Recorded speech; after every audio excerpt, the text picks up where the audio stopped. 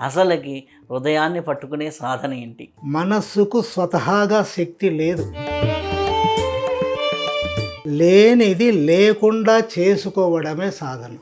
ఇది భౌతికంగా జడంగా ఇదంతా జరుగుతూ ఉంది కదా, ఇది మనస్సులో జరిగే మాయ, ప్రాపంచికంగా జరిగే మాయ. మనస్సు అనేటువంటిది వాస్తవంగా లేదు.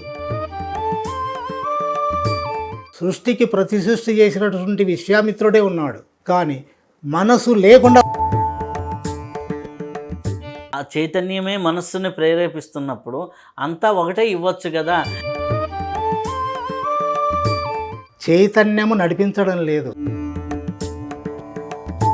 నీ ఆలోచనలు, నీ అభిప్రాయాలు, నీ కోరికలు ఉన్నట్లు ప్రపంచంలో ఇతరులకు ఎందుకుంటాయి?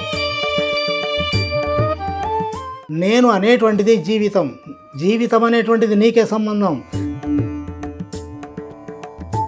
ఈ చైతన్య శక్తి అనేది మనస్సు లేకుండా,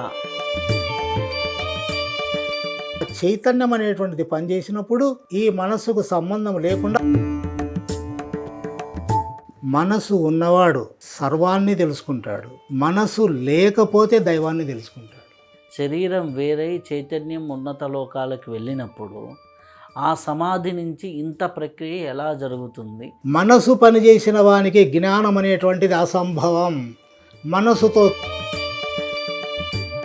ఒక వ్యక్తిని ఎవడైనా సరే కరెక్ట్గా అర్థం చేసుకున్న వాడిని ఒక్కటి చూపి నాకు ప్రపంచంలో.